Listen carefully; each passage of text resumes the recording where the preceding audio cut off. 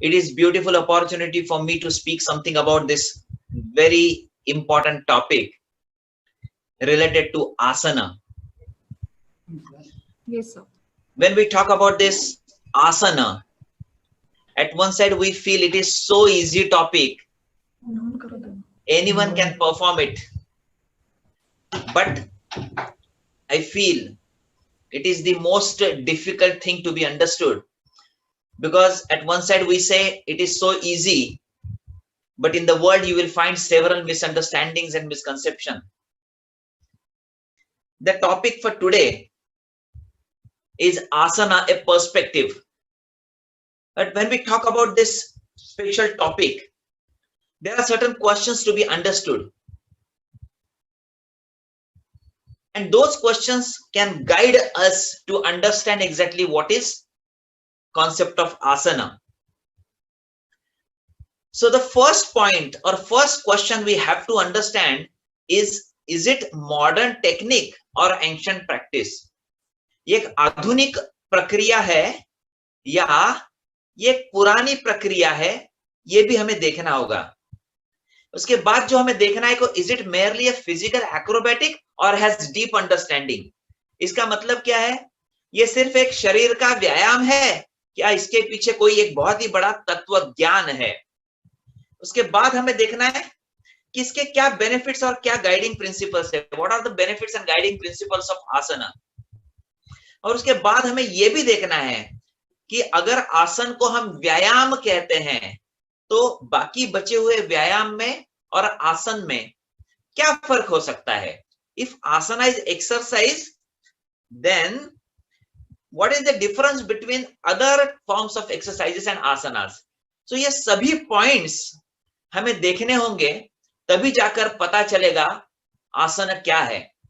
क्योंकि आज समाज में जब हम देख रहे हैं, जब हम कहते हैं आसन, तो मैं देखता हूं कि आसन के प्रति कई प्रकार की गलत धारणाएं हैं. There are several misunderstandings about the concept of asana. So here if you see this today, if you go to any of the shop and if you ask to the shop owner, show me any of the asana book, hundreds of books are there and it is very difficult for us to select which book is good for us, क्योंकि वो सभी किताब में कई प्रकार के combinations अपने आप बनाकर लोगों ने पब्लिश किए हैं. Number of numerous permutation and combination of the body postures are there. तो एक लोगों की सोच ऐसी हुई है कि कोई भी बॉडी का कॉम्बिनेशन हो जाए तो उसको आसन कहना और कोई भी नाम देना आज के तारीख में लोगों ने इन्वेंट किया है. तो क्या हम ऐसा कह सकते हैं कि कोई भी आसन की जो विधि है वो आसन हो सकती है, या कोई भी बैठने की पोजीशन या आसन हो सकती है? Number of positions are there, you can witness here. Can we say all the postures are asanas? यहां पर हमें यह पता करना होगा सबसे पहले, आजकल जो मॉडर्न प्रिंसिपल्स के तौर पर आसन को इस्तेमाल किया जाता है, वो ऐसे लगता है कि मॉडर्न प्रिंसिपल्स को कहीं तो आसन के ऊपर थोपा गया है. All the modern principles are like superimposing on them. तो इसी के लिए सबसे पहले हमें ओरिजिनल कॉन्सेप्ट और आसन की टेक्निक हमें पता चलनी चाहिए. क्योंकि एक तरफ हम कहते हैं कि योग ये काफी पुराना शास्त्र है, और दूसरे तरफ हमें पुराने प्रिंसिपल्स और तत्वों के बारे में अगर मालूम नहीं हो तो हम आसन क्या है ये समझ नहीं सकते हैं.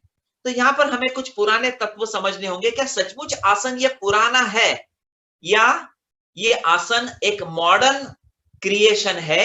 ये सभी चीजें हमें देखनी होगी. Really this asana is ancient practice और it is modern something creation by the people? So we have to understand this. So if asana is ancient discipline, and definitely it is, yes, because number of ancient references we find as far as asana is concerned. So we have to understand those ancient references over here. Here I would like to speak something about asana, because nowadays this is the most famous practices which people are doing, but at the same time काफी गलत फहमियां इस आसन के बारे में है. तो पूरी जानकारी हम हासिल कर ले आसन के बारे में। तो अगर यहाँ पे देखेंगे कि मोहनजोदड़ो और हड़प्पा में जो एक्सकवेशन हुआ, उसमें कई प्रकार की मूर्तियां हमें मिली और उस मूर्तियों से पता चलता है कि ये सब पुराने जमाने के आसन ही हुआ करते थे। इसका मतलब आसन ये काफी एंशंट टेक्निक है, ये हमें आज पता चलता है। करीबन 2500 से 3000 बीसी तक, यानी 5-5.5 साल पुरानी ये परंपरा योग की या आसन की कम से कम रेफरेंस के तौर पर हमें मिल सकती है। तो यहाँ पर और भी अगर एंशंट हम देखने के लिए जाएंगे तो काम करते हुए कुछ मैन्युस्क्रिप्ट्स हमें ऐसी मिली कि जिसके माध्यम से आसन की एंशंटनेस का हमें पता चला। जब मैं कहता हूं मैन्युस्क्रिप्ट, इसका मतलब है कि पुराने साधु संतों ने इसके बारे में काफी कुछ लिख के रखा है। और आपने अगर अभी तक कोई मैन्युस्क्रिप्ट देखे नहीं तो मैं स्क्रीन पर बताना चाहूंगा कि इसको कहते हैं मैन्युस्क्रिप्ट्स। ये काफी एंशंट होती है और योग अगर एंशंट सब्जेक्ट है तो हमें मैन्युस्क्रिप्ट के आधार पर जाकर इसके बारे में सच्ची जानकारी देनी चाहिए। Otherwise if we are not capable to understand this, then it is just merely a physical acrobatic for us. So we have to understand really what is the asana. And when we talk about this asana, I would like to quote one text which is called Hatha Ratnavali. Ancient text. While working, we found that, and in that text, they have mentioned very beautiful shloka, and that is asanani cha tavanti yavanto jiva yonaha. What is the meaning of this?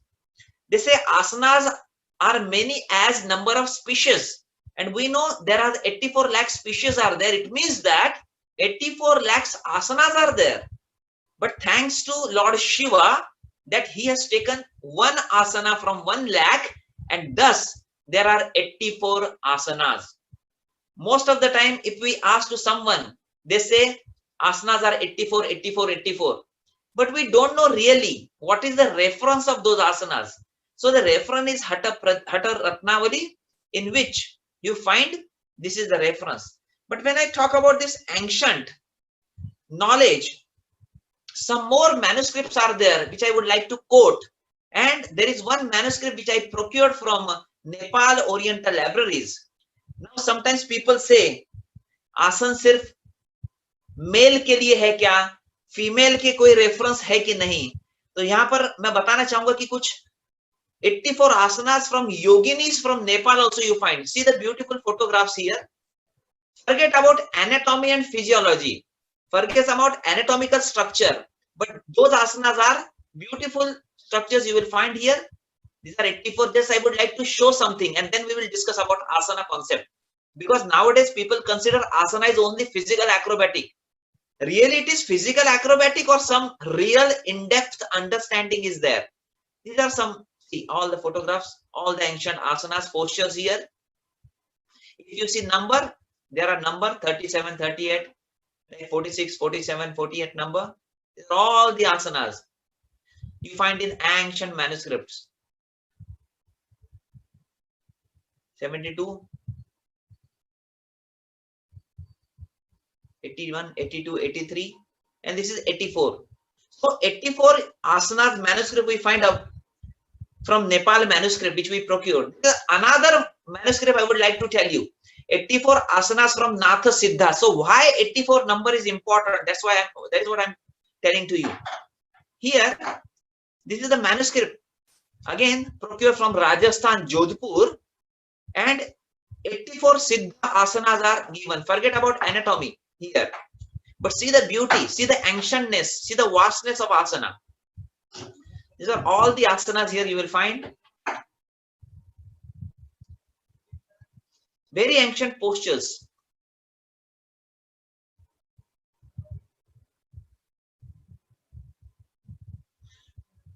Maybe line drawing is not so good, but it is authentic reference which is really good for us. So those are manuscripts. But while going on, it was a great opportunity for us to publish one book which is Encyclopedia of Traditional Asanas. You will be surprised to see we found more than 900 official asanas. Why I'm telling official? Because nowadays people, they just make any kind of permutation and combination and they say it is asana. More than 900 authentic names we find from the asanas, 1100 techniques of illustrations. We use 200 manuscripts to find that, thousands of references and cross references. As we know, for example, Padmasana, you will be surprised, more than 100 types of Padmasanas you will find, more than 60 types of Shirshasana you find. So it is something different, that it is beautiful that you will find that all the beautiful information about asanas in this book. So when we talk about asana, we have to understand that authentic references are there. It is not modern technique, it is definitely ancient technique.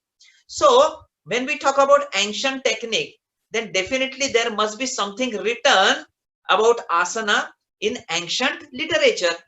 So here let us see some information about asana, the concept in ancient literature. All the manuscripts are like a diaries of Siddhas. Why I'm telling it is a diary? Because they have invented and they have written everything in the manuscript, and that's why it is really authentic. So when we talk about this authentication, what literature is talking about this asana? If asana is very ancient, we have to understand some guiding principle as well. So I would like to quote one very important ancient text, which is called Patanjala Yoga Sutra. This is 2000 years old, and there are 8 different techniques suggested in Patanjali Yoga Sutra. That is Yama, Niyam, Asan, Pranayam, Pratyahara, Dharana, Dhyan and Samadhi. But in this Patanjali Yoga Sutra, one step that is called asana. So another authentic reference we found in this. If this text is so important, if this text is so ancient, we have to understand what are the fundamental principles given in this text, because asana is chapter in this. And in second chapter, sutra number 46, it is explained in one sutra that what is asana? It is a characteristic, and the sutra says that sthira sukham asanam. Very interesting sutra. If we understand the meaning of this sutra, you will understand what is asana. In this sutra, there are only 3 terms you will find: sthira, sukham and asanam. Sthira and sukha, 2 things to be understood properly. What is sthira? Sthira means stability, stability of the body. Sukha means comfortness. So it is stability of the body as well as stability of the mind and comfortable or comfort of your mind as well. So this sutra is telling very clearly that asana is not only physical exercise, but it is more psychophysical in nature. What is the meaning of psychophysical? You are performing asana through body, but it is not for the body only. It is for higher things. It is for your mind. So that is very important aspect we understood. Unfortunately today, when we perform asana, most of the people, they say, I want to perform asana to reduce 2 kg weight. 2 kilo वजन कम करना है, या लोग कहते हैं मुझे flexibility हासिल करनी है. ये 2 किलो वजन और फ्लेक्सिबिलिटी तो मिलेगी, लेकिन ये सिर्फ फिजिकल बात नहीं है, ये एक्चुअली माइंड से भी रिलेटेड है. Because most of the problems we feel at mind level and at body level, it is just symptoms. So unless and until we are not capable to stabilize our mind, there is no complete eradication of the suffering. So this is very important sutra suggested by Patanjali. Let us see something about. So this sthira and sukha, when both are coming together, it suggests that it is psychophysical practices. So all the practices when you perform, as an asana, it is not only for the body, it is more for your mind. And how to perform asana? This is another fundamental question we should understand. And if we ask to Patanjali, Patanjali has given beautiful explanation, and that is called Prayatna Shaithilya. What is the meaning of this Prayatna Shaithilya? And the meaning is effortlessness. Practice of asana should be done effortlessly. There should not be any kind of efforts. Now, when we perform some other practices, some other exercises, you put efforts. But when you perform asana, it should be done with effortlessness. So this is the fundamental difference. So we understood two fundamental sutras from Patanjali. One is Sthira Sukham Asanam, and second is how to perform with Prayatna Shaithilya, with effortlessness. Two fundamental principles we always have to understand when we perform. So when we talk about this asana, asana is so vast subject. It is not only just physical permutation and combination. It has very deep understanding, and I would like to cover something over here. This asana is derived from Sanskrit root asa. What is the meaning of this? There are two meanings. Physically means it is sitting posture or the sit on which you sit. Physically meaning is sitting posture or the seat on which you sit. And metaphysically, if we want to understand this, it is about the result. So there are two things you have to understand. One is the seat which you use, also called asana, and second, it is also the posture which you perform through your body. So two things we have to understand. Why ancient literature is talking about the seat on which you want to sit and perform?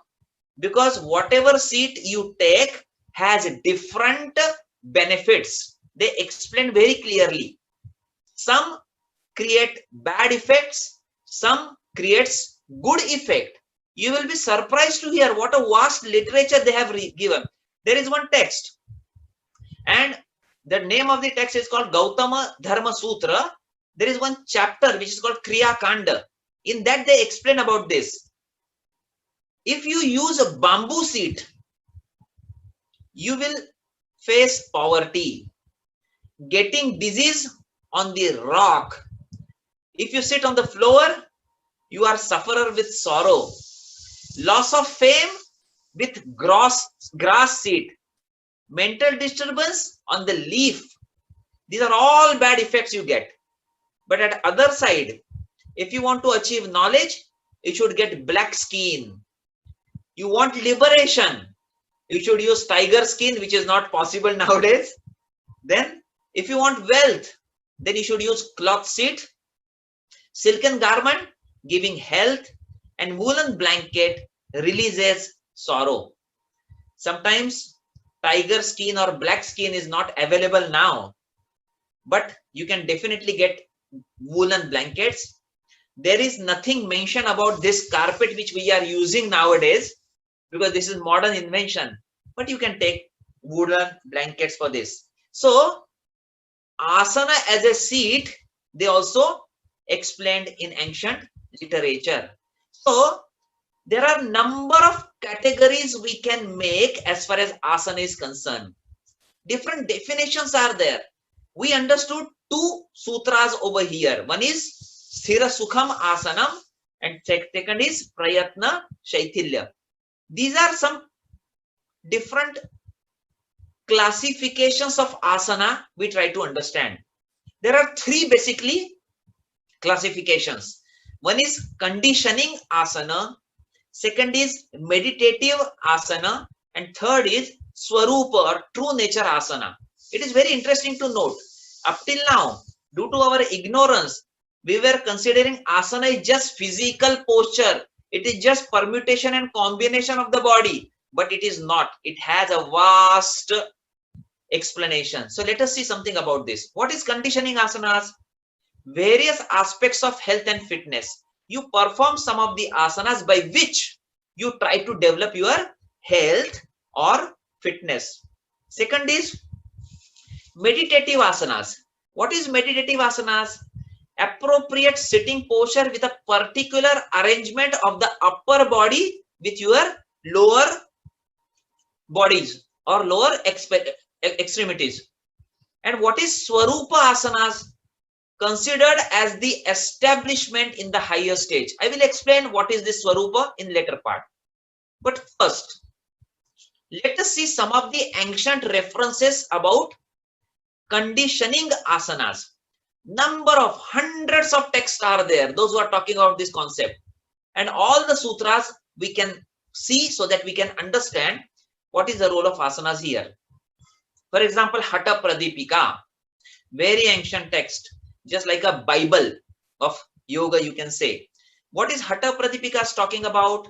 Hatha Pradipika says, Kuryat tadasanam sthairam arogyam cha angalaghavam. Beautiful quotation. What is the meaning of this? Asana brings physical and mental steadiness, health and feeling of lightness. Again, you have to remember, asana brings physical and mental steadiness. It is not only related to body, gross body, it is for higher. Sthira Sukham Asana, we have already seen this from Patanjali Yoga Sutra. Meaning is asana is that which is stable and comfortable. Then Prayatna Shaithilya also we have seen, attained through effortlessness.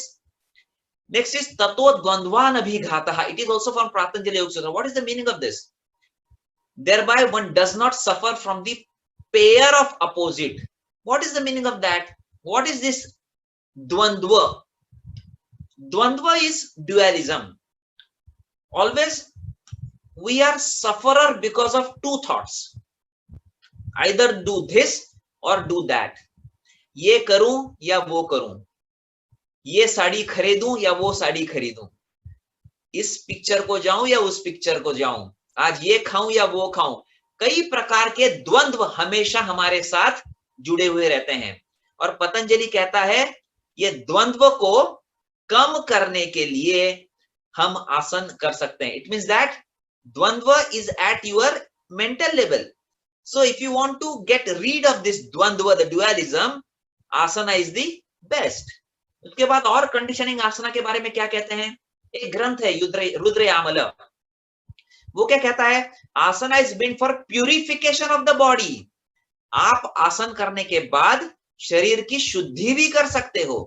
इसका मतलब रोज के व्यवहार में रहते हुए हमारा शरीर अशुद्ध हो गया है. हम शुद्धि तो बाहर से करते हैं शरीर की. जब हम स्नान करते हैं तो we use different soaps and different shampoos, but अंतर्गत शुद्धि हम कैसे कर सकते हैं? रुद्रयामल कहता है asana is meant for purification as well. उसके बाद घेरंड संहिता अनदर टेक्स्ट है, वो कहता है आसना brings strength, दृढ़म, आप शरीर को दृढ़ कर सकते हो. और एक डेफिनेशन रुद्रयामल से मिलती है, asana remove distress and diseases and lead to longevity. ये भी एक बहुत ही अच्छा रेफरेंस हमें पता चलता है आज आसन के बारे में. आसन से क्या हो रहा है? स्ट्रेस जो है वो कम हो रहा है, डिजीजेस जो है वो कम हो रहे हैं, और लॉन्गेविटी यानी उम्र भी बढ़ती है. तो ये सभी चीजें हमारे हेल्थ और फिटनेस से रिलेटेड है. और एक रेफरेंस देखेंगे, एक ज्ञानार्णव तंत्र नाम का ग्रंथ है, उसमें भी बताया गया है कि such asana should be performed which are comfortable and lead to tranquility of the mind. यहां पर क्या बताया गया है? आसन वो करने चाहिए जिसमें आप कंफर्टेबल फील करो. पर हमारी एक सोच हो गई है कि हमें सिंपल आसन करना अच्छा नहीं लगता है, जितने डिफिकल्ट आसन हम करें उतना हमें अच्छा लगता है. पर एक बात यहां पर हमें समझनी होगी कि it is easy to make difficult thing easy, but it is difficult to make easy thing more easiest. कठिनाई की आसन करना आसान कभी हो सकता है क्योंकि आप फिजिकल लेवल पे ही करते हो, लेकिन आसान आसन करना ये बहुत ही डिफिकल्ट है. फॉर एग्जांपल आपको बोला जाए शवासन करना है, आपने भी प्रैक्टिकल सेशन में सीखा होगा. शवासन का मतलब है आपको शव जैसा रहना है पर आप शव नहीं हो. तो ये सभी रेफरेंसेस हमें कंडीशनिंग के मिलते हैं। इसका मतलब एक बात साबित होती है, one thing is proved, that आसन is for fitness and health. Now let us see the second group of asanas, which are called meditative asanas. In this type of definition, emphasis is on appropriate sitting posture. Mostly meditative asanas कहाँ पे होते हैं? Sitting position पे होते हैं। इसमें क्या खासियत है? इसमें आप अरेंजमेंट देखते हो अपर बॉडी की और लोअर बॉडी की। इसमें आपकी रीढ़ की हड्डी कैसी होती है? सीधी होती है। और इसका परिणाम कहां पर होता है? You get tranquillising effect at your mind level. For example, Bhagavad Gita में क्या कहा गया है? यहाँ पे कहा गया है समम काया शिरो ग्रीवम। What is the meaning of this? Keeping the body with head neck upright and still, direct the gaze at the tip of the nose without looking in any direction. ऐसी स्थिति में अगर आप बैठते हो तो उसको मेडिटेटिव पोस्चर कहा गया है। और एक रेफरेंस देखेंगे, वशिष्ठ संहिता नाम का ग्रंथ है, काफी इंपॉर्टेंट ग्रंथ है। इसमें भी बताया गया, क्या बताया गया है कि मेडिटेटिव आसनास के कैरेक्टरिस्टिक्स क्या है? Your head, neck, shoulders, back and abdomen in one straight line. अब हम देखते हैं कुछ पोस्चरल डिफेक्ट्स हमें आजकल दिखते हैं इस मॉडर्न युग में। फॉर एग्जांपल, लॉर्डोसिस है, कैफोसिस है, स्कोलियोसिस है, these are all related to your spine. तो ऐसे वक्त मेडिटेटिव पोस्चर्स ये काफी इंपॉर्टेंट है, फिजिकल लेवल पर भी और हायर प्रैक्टिसेस के लिए जाने के लिए भी। जैसे आप मेडिटेशन करते हो, ध्यान करते हो, धारणा करते हो, ऐसे वक्त meditative asanas are very important. और एक रेफरेंस यहां पर दिख रहा है, योग चिंतामणि नाम का ग्रंथ है, उसमें लिखा गया कि particular arrangement of arms and leg. It means that आप किस प्रकार से बैठते हो, इस बात का काफी ध्यान यहां पर लिया गया है। और एक है स्मार्त योग नाम का ग्रंथ है, उसमें बताया गया कि asana is a particular position of the body. तो यहाँ पर आपकी बॉडी की स्थिति को काफी देखा गया है। एक उपनिषद भी है जिसको कहा गया है तेजो बिंदु उपनिषद, उसमें भी लिखा गया कि asana is that in which one is able to meditate on Brahman. Brahman क्या है? एक हायर कॉन्शियसनेस है। जब वो कॉन्शियसनेस शरीर के बाहर होता है उसको कहा जाता है योगिक टर्म में ब्रह्मन, और वही कॉन्शियसनेस जब आपके शरीर में होता है उसको कहा जाता है आत्मन। It is just subjective and objective difference, otherwise both are same and that is your true nature. अगर आपको पूछा गया मैं कौन हूं, तो हम अपने शरीर का वर्णन करते हैं, हम अपने मन का वर्णन करते हैं, हम अपने अहंकार का वर्णन करते हैं, हम हमारे बुद्धि का भी वर्णन करते हैं, लेकिन दरअसल हमारी सच्ची पहचान क्या है? वो है ये हमारा चैतन्य। What is our real identity, real truth, real nature, and that is our own consciousness. जब तक ये कॉन्शियसनेस शरीर में है तब तक हम जिंदा हैं। जब तक ये कॉन्शियसनेस शरीर जब बाहर चली गई तो उसको हम कहते हैं डेथ। तो इस कॉन्शियसनेस को समझना ही अपना खुद का स्वरूप समझना है, और इसी के लिए कुछ आसन स्वरूप बताने के लिए भी बताए गए हैं, इसलिए उसकी थर्ड कैटेगरी स्वरूप आसन नाम से दी गई है। What is the meaning of this? स्वरूप आसन means establishment in the highest stage of yoga. If you perform those asanas, so you will understand what is your true nature. So those asanas are very important to discard your ignorance. ऐसी आसन आपका अज्ञान दूर करने के लिए काफी आवश्यक है। एक ग्रंथ है, एसएसपी का मतलब होता है सिद्ध सिद्धांत पद्धति। एक बहुत ही पहुंचे हुए मास्टर श्री गोरक्षनाथ जी, इन्होंने लिखा है। क्या कहते हैं वो इसमें स्वरूप आसन के बारे में? Asana means establishment in one's own original state. आसन का मतलब क्या है? अपने खुद के स्वरूप को पहचानना। आज तो बदकिस्मती से हम समझ रहे हैं 2 किलो वजन कम करना, हम समझ रहे हैं सिर्फ ये फ्लेक्सिबिलिटी लाना। ये तो कितनी छोटी बातें हैं, इन सभी बातों के सामने ये हमें समझना होगा। अपने स्वरूप को जानने के लिए आसन किए जाते हैं। राज योग रहस्यम नाम का एक ग्रंथ है, काफी पुराना है, वो तो कहता है सीधा कि asana called sukhasana, in that which enables one to remain in original state all the time. Sukhasana ये बहुत ही अच्छा आसन है, वो कहता है। और एक है शिव सूत्र, वो कहता है that on which a yogi sits with the sense of full identification with the divine in asana। इसका मतलब क्या है? आसन एक ऐसी स्थिति है जिसमें आप आपके ईश्वर तत्व के साथ एक रूप होते हो। मॉडर्न साइंस तो इन बातों को समझ ही नहीं रहा है। मॉडर्न अंडरस्टैंडिंग तो सिर्फ फिजिकल एक्रोबैटिक तक ही सीमित है। मॉडर्न अंडरस्टैंडिंग तो सिर्फ 2 किलो वजन कम करने तक ही सीमित है। लेकिन आसन एक काफी वास्ट और इनडेप्थ आइडिया है। तो हमने सूर्य समरी में क्या सीखा? पहले हमने सीखा, पहले पता चलता था कि ये तो सिर्फ फिजिकल एस्पेक्ट है, बस हाथ पैर को घुमाओ, just to lift your leg and turn your neck and just perform any posture, it is asana। लेकिन बाद में हमें पता चला नहीं, ये ऐसा नहीं है। it is arranging of upper and lower extremities। और उसके आगे जाकर हमें और भी गहराई का अंदाजा हुआ और हमें पता चला कि ये तो सिर्फ शरीर की स्टेबिलिटी के स्थिरता के लिए तो है ही, पर साथ में मन की स्थिरता भी है। और उसके आगे जाकर हमें पता चलेगा कि ये तो खुद के स्वरूप का ज्ञान होना चाहिए। जब तक स्वरूप हमें पता ही नहीं चलता है तब तक हम अंधेर में खोए हुए हैं। So there are 3 things explaining by all the text। First we understood it just physical practice, then we are understood no, it is not only physical but it is proper arrangement of lower extremities and upper extremities, and then we realize it is not only for stabilization of body but at the same time it is good for stabilization of mind, and after that we understood that it is for higher stages to understand your true nature। तो कई ग्रंथ हैं, अलग अलग प्रकार के आसन दिए हैं। फॉर एग्जाम्पल हठ प्रदीपिका में 108 आसन बताए गए हैं। फॉर एग्जाम्पल योगासन हमारा 102 आसन है अलग अलग। रुद्र यामल में 100 आसन है।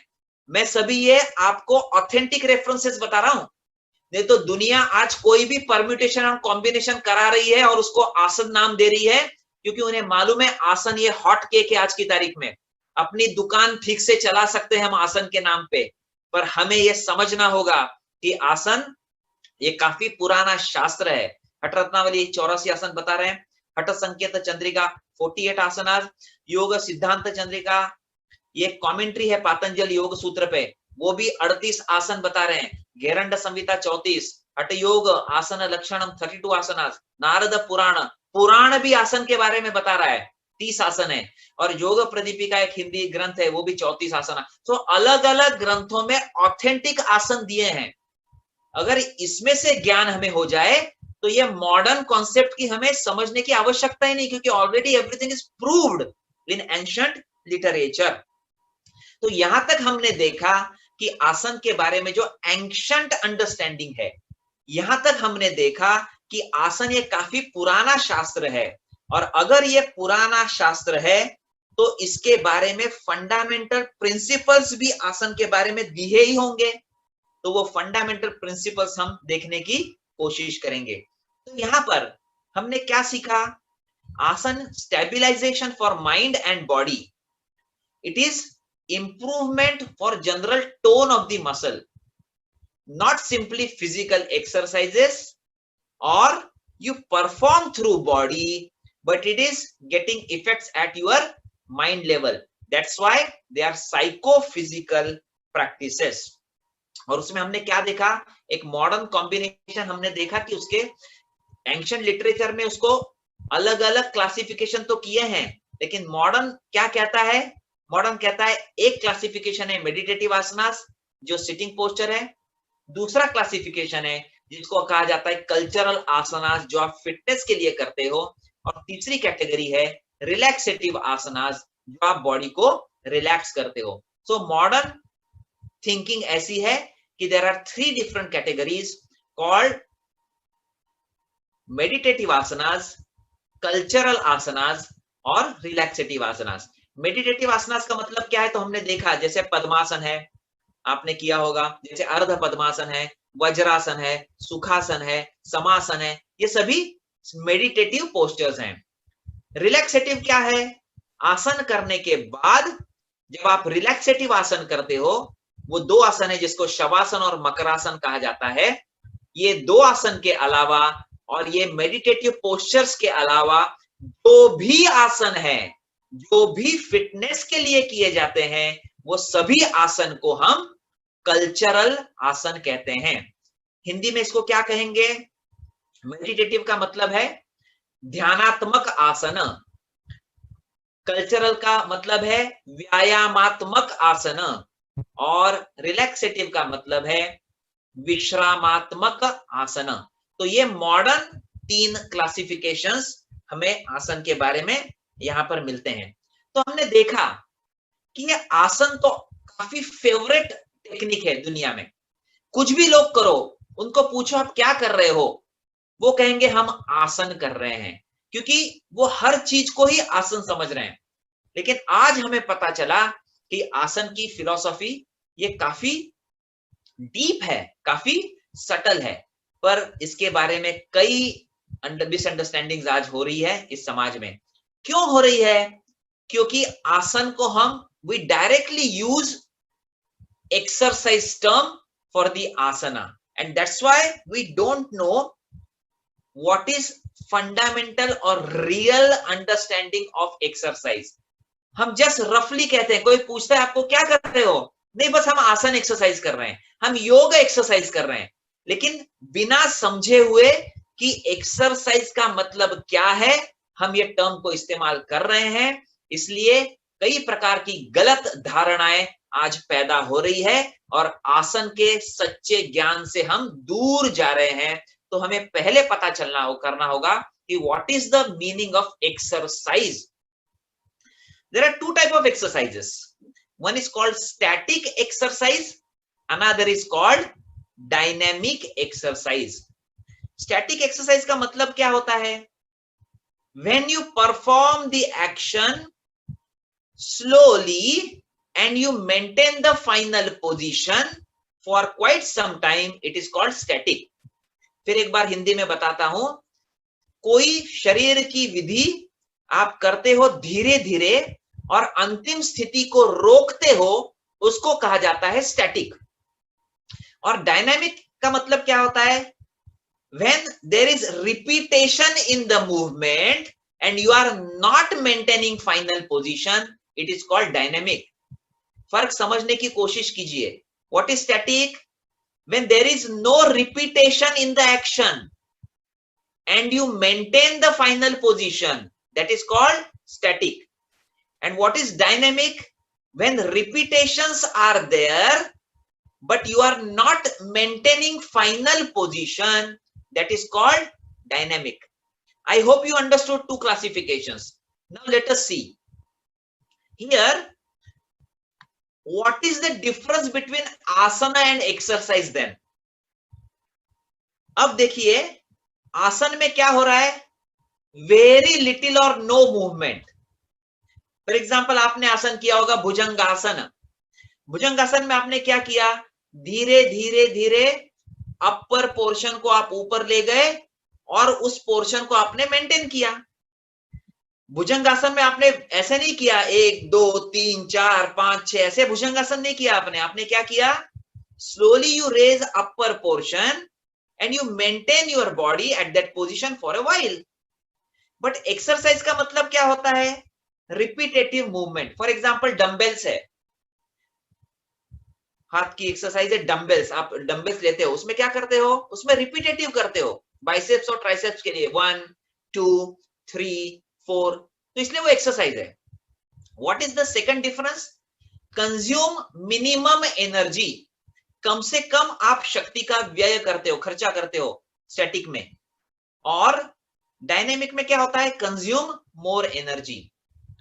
आसना brings optimum tone in the muscle which affects the mind, but in exercise you perform exercise for strength, not increase the muscle mass. What is muscle mass? ये स्नायु का जो आकार है, शेप है, वो नहीं बढ़ता है। अगर कोई आपको बोले मैं भुजंगासन कर रहा हूं और मेरे 6 महीने के बाद भी मेरा बाइसेप्स बढ़ा नहीं है, तो ये गलत हो जाएगा। अगर आपका उद्देश्य बाइसेप्स बढ़ाना है तो आपको डायनामिक एक्सरसाइज करनी होगी। यहां पर हम ये देख ही नहीं रहे हैं कि स्टैटिक अच्छी है डायनामिक, हमारा ये उद्देश्य है ही नहीं। हमारा उद्देश्य क्या है? हमें ये समझना है कि स्टैटिक और डायनेमिक में फर्क क्या है। और अगर आपका उद्देश्य आपका बाइसेप्स बढ़ाना है तो आप भुजंगासन मत कीजिएगा, आप सीधे जिम में जाइएगा और डंबल्स कीजिएगा। पर ऐसा मत कहिएगा कि मैं डंबल्स योगा कर रहा हूं। लोग आज की तारीख में ये कर रहे हैं, इसके कारण योग के प्रति मार्केट हो गया है। Several misunderstandings are there because they try to distort this yoga. So we understood the philosophy of asana and physiology of asana is different than this physical exercise. The purpose of physical exercise to attain physical fitness, but the ultimate purpose of asana is to reduce disturbance at mind level. ये दोनों अलग अलग चीजें हैं। आसना और static exercise जो है वो मन के लिए है, लेकिन डायनामिक एक्सरसाइजेस ये मोटर क्वालिटीज डेवलप करने के लिए है। कौन सी मोटर क्वालिटीज है? फिजिकल एजुकेशन डिपार्टमेंट ये ऑर्गेनाइज कर रहा है। I am happy that it is possible for me to merge both the things. Which are motor qualities? There are 6 different motor qualities: strength, speed, endurance, agility, flexibility and neuromuscular coordination. आपका उद्देश्य क्या है? For example आपको strength बढ़ाना है, very good, आप सीधे gym में जाइएगा, डंबल्स ले लीजिएगा और शोल्डर, आपके शोल्डर की, आपके हाथ की बाइसेप्स की स्ट्रेंथ बढ़ाइएगा। पर ऐसा मत बोलिए मैं डंबल्स योगा कर रहा हूं।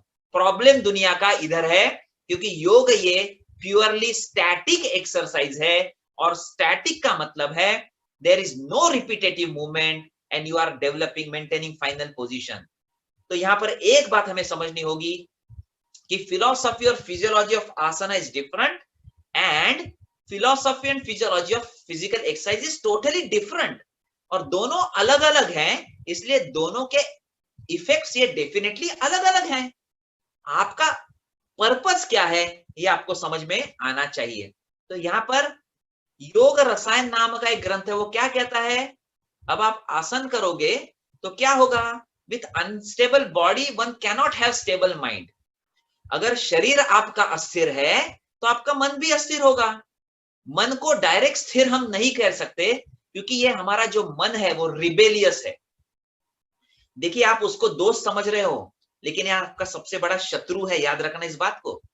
क्योंकि जो बात आप मन को बोलोगे वो मन मानेगा नहीं। मन को बोलोगे बैठ जा, बोलेगा नहीं मैं खड़ा रह रहा हूं। और उसको बोलो खड़े रहो तो बोलेगा नहीं अब बैठूंगा। छोटे बच्चे जैसा है वो, उसको कोई बात बोलो वो मानेगा नहीं, अनस्टेबल है। तो वो बॉडी में, अगर बॉडी भी अनस्टेबल होगी तो माइंड स्टेबल होगा, अनस्टेबल होगा। इस माइंड को स्टेबल करने के लिए बॉडी को स्टेबल करना होगा। और इसलिए जब आप आसन करते हो उस वक्त जैसे ही बॉडी स्टेबल होती है, ऑटोमेटिकली आपका माइंड भी स्टेबल होता है। इसके बाद आसन क्यों आवश्यक है? ये जो प्राण का फ्लो है ये प्रॉपर होता है, ब्रेथ फ्लो प्रॉपर होता है। सो हम एक बात समझ में आ गया आज, टुडे वी अंडरस्टूड दैट आसन is not only physical acrobatic, it is something more than that. और जब आसन की शुरुआत हुई होगी उस वक्त उसको स्वस्वरूप के लिए जाना गया होगा। आज हम कह रहे हैं कि मॉडर्न युग में आसन की या योग की डेवलपमेंट हुई है, लेकिन एक प्रश्न मैं आपको बताना चाहता हूं कि ये डेवलपमेंट है या डाउनफॉल है, ये आपको ढूंढना है आज। शुरुआत स्वस्वरूप योग से हुई, उसके बाद धीरे धीरे जैसे वक्त बीता योग को आध्यात्मिक स्टेज पर लाया गया। उसके बाद जैसे जैसे वक्त बीता उसको सिर्फ बुद्धि योग के नाम से जाना गया। उसके बाद उसको चिकित्सा योग पर लाया गया। उसके बाद उसको व्यायाम योग बताया गया। आज उसको क्रीड़ा योग बताया जा रहा है। मुझे पता नहीं आगे क्या होगा, शायद उसको पोस्टल योग के बारे में ही सीखा जाएगा, लेटर पर आपको योग सिखाया जाएगा। I don't know how to, so I don't know whether it is a downfall और it is development, but unless and until we are not capable to understand all the fundamental principles of asana, it is not possible to get benefits of the asana. So यहाँ पर कुछ fundamental principles आज हमें समझना आवश्यक है आसन के बारे में, और योग के पूरे जनरल प्रिंसिपल्स ही हमें समझने हैं जो आसन के लिए भी काफी फायदेमंद हैं। तो हमें सबसे पहले समझना होगा कि all yogic practices are psychophysical और साइकोफिजियोलॉजिकल, ये मन के लिए भी हैं। Yogic practices have complementary relationship and one practice is helpful for performance of other. इसका मतलब क्या है, कई योग के अलग अलग प्रैक्टिसेस है, फॉर एग्जांपल आसन है, प्राणायाम है, बंध मुद्रा है, शुद्धि क्रिया है, ध्यान है, ये सभी प्रैक्टिसेस एक दूसरे से सपोर्टिव है। Performance of yogic practices should not lead to fatigue. अगर आप प्रैक्टिस करते हो और आपको थकान महसूस होती है तो आपको एक बात समझ में आनी चाहिए कि ये आसन नहीं है, क्योंकि पतंजलि कह रहा है effortlessness. All practices should be done in calm and quiet mood, शांत स्थिति से करने चाहिए। What are the specific principles of asanas? Asana is not a dynamic activity of repetitive type. The stretch is more important than repeated contraction and relaxation. Dumbbells में हम क्या कहते हैं, डायनामिक में क्या करते हैं, ज्यादा कॉन्ट्रैक्शन और रिलैक्शन करते हैं, लेकिन आसन में क्या करते हैं, ज्यादा देर तक स्ट्रेच करते हैं। No jerky actions are involved, इसमें कोई जर्क नहीं होता है। Due regard is given to one's limitation of age, sex and bodily condition. For example shirshasana बहुत अच्छा है, 90 साल के बूढ़े को जिसको स्पॉन्डिलाइटिस का बहुत ही प्रॉब्लम है, उसको अगर दे देंगे तो बड़ा प्रॉब्लम हो जाएगा। तो आपको समझ में आना चाहिए कि due regard is given to one's limitation, and उसका फंडामेंटल प्रिंसिपल हमने देखा stability and comfort. One is expected to maintain the asana within comfortable limits and try to relax मोर।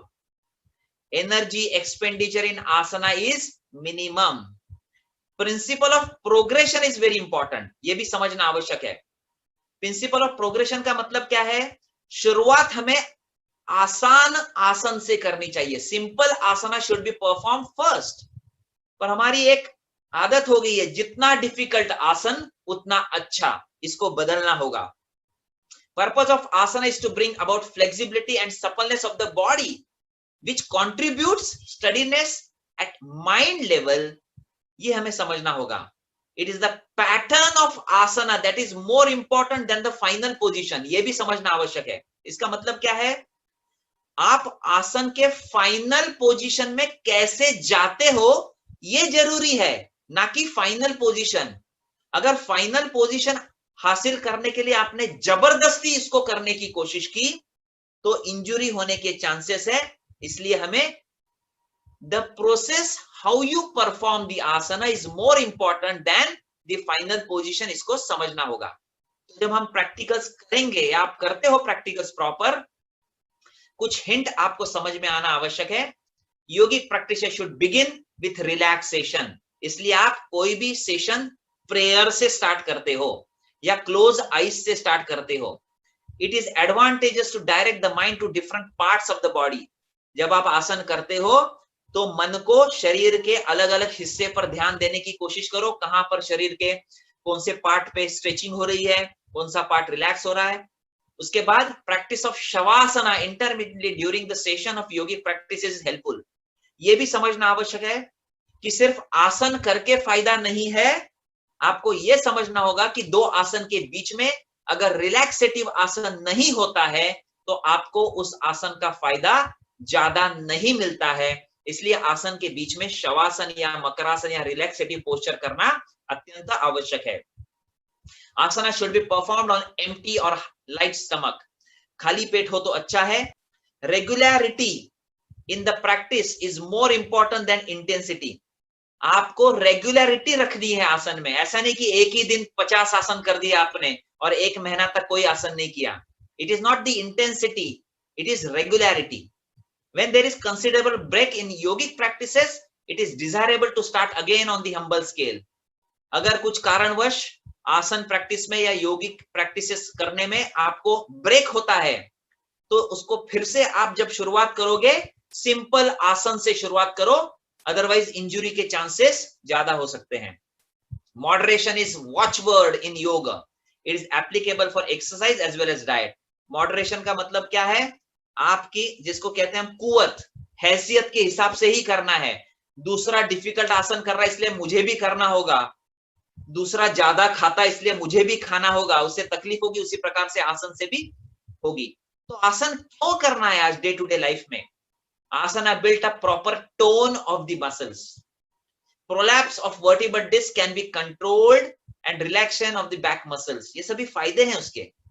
अगर आप कहेंगे आपके पास वक्त नहीं है तो कम से कम 4 आसन आप कर सकते हो 4 स्पाइन के मूवमेंट में, forward bending, backward bending, lateral bending और ट्विस्ट। ये जो 4 स्पाइन के मूवमेंट है उसमें कर सकते हो। Can be performed comfortably during the old age. Shorten muscles are stretch gradually and pain in joint reduce. जैसे संधियों में, जैसे घुटनों में दर्द होता है, क्यों होता है? क्योंकि जो स्नायु हैं वो छोटे हो गए हैं। उसको जबरदस्ती खींचने की कोशिश करोगे तो स्नायु आपका मसल फट सकता है, इसलिए उसको स्टैटिक स्ट्रेचिंग देना आवश्यक है। जब स्टैटिक स्ट्रेचिंग देते हो तो ऑटोमेटिकली जॉइंट पे जो प्रेशर होता है वो कम हो जाता है। तो आसन सिर्फ क्योर के लिए हम नहीं करते हैं, दरअसल प्रिवेंटिव और प्रमोटिव चीजों के लिए हम करते हैं। पर आजकल आसन सिर्फ थेरेपी के तौर पर जाना जाता है। आप बीमार हो इसलिए आसन कर रहे हो तो ठीक है, लेकिन बीमार ना हो इसके लिए आसन करना ये ज्यादा आवश्यक है। इसके लिए प्रिवेंटिव भी है आसन और प्रमोटिव भी है, और आखिर में जाकर ये क्यूरेटिव है। बॉडी सिस्टम पे इसका इंपैक्ट होता है, अलग अलग सिस्टम्स में होता है। फॉर एग्जांपल मस्कुलर सिस्टम में, बोन, नर्वस सिस्टम में, रेस्पिरेटरी, सर्कुलेटरी, डाइजेस्टिव, हर एक सिस्टम में इसका काफी अच्छा असर होता है। और प्रॉपर डेवलपमेंट के लिए भी आसन काफी इंपॉर्टेंट है। फॉर एग्जांपल जो जॉइंट्स हैं वो प्रॉपर मोशन में, रेंज में हिलते नहीं है, रिजिडिटी होती है, तो इनको मोबिल करने के लिए भी आप आसन कर सकते हो जब आप जेंटल स्ट्रेच करते हो। क्योंकि अगर रिजिडिटी है आपके जॉइंट में और जबरदस्ती कोई झटके की हलचल करो, आप जर्की मूवमेंट्स करो, तो आपको इंजुरी हो सकती है। वेट बेरिंग आसनास जो है, फॉर एग्जांपल बद्ध पद्मासन है, जिसपे आप शरीर को तोलते हो, शरीर का वेट लेते हो, ये आसन आगे जाकर बुढ़ापे में काफी अच्छे हैं। फॉर एग्जांपल ऑस्टियोपोरोसिस वगैरह की बीमारी जब होती है उसके लिए। फॉर एग्जांपल बैक पेन है किसी को, तो ऐसे वक्त आप इस आसन को कर सकते हो। कई प्रकार का इंपैक्ट आसन का होता है ह्यूमन बॉडी सिस्टम पे। Improved blood supply at digestive system, improve blood circulation, easing of muscle tension, and act of focusing the mind on the breath, all combine to ease the nervous system. Nervous system का कार्य भी काफी अच्छी तरीके से यहाँ पर चलता है। यहाँ पर कई प्रकार के इंपैक्ट है। फॉर एग्जांपल जिसकी स्पाइन रिजिड है, उस स्पाइन को फ्लेक्सिबल भी आप आसन के द्वारा कर सकते हो। तो ऐसे कई फायदे हम आसन के देख सकते हैं। तो यहाँ पर एक बात हमें समझना आवश्यक है कि कुछ लोग समझते हैं योग का मतलब सिर्फ आसन। ऐसा नहीं है, सिर्फ आसन ये योग है, ये बात अगर आप समझते हो तो ये काफी बड़ा मिसकंसेप्शन है, काफी बड़ी गलत धारणा है। क्योंकि आसन ये भले ही फेमस प्रैक्टिस हो, ज्यादा से ज्यादा लोग इसको करते हो, लेकिन इसका कार्य बड़ा अलग है। इसका एक इंटीग्रेटिव अप्रोच आसन का होता है। आसन आपके बंध मुद्रा के लिए भी बेस है, ध्यान धारणा के लिए भी बेस है, प्रत्याहार, प्राणायाम, शुद्धि क्रिया के लिए भी एक बेस के तौर पर काम करते हैं।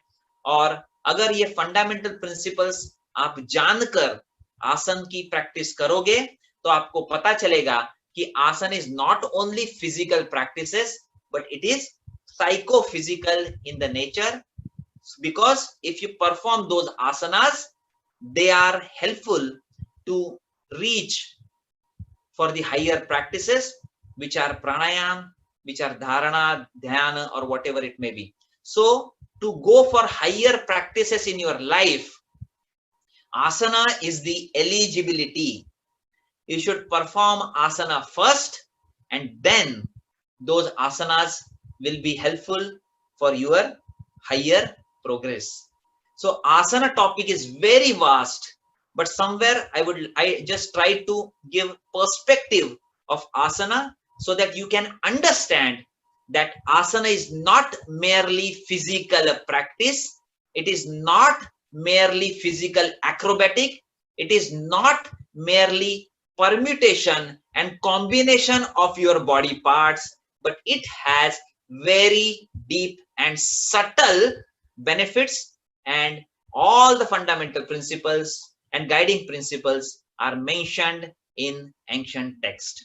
So it is a great opportunity for me to speak on this very, very famous, but several misunderstandings, such topics are there. I convey thank you very much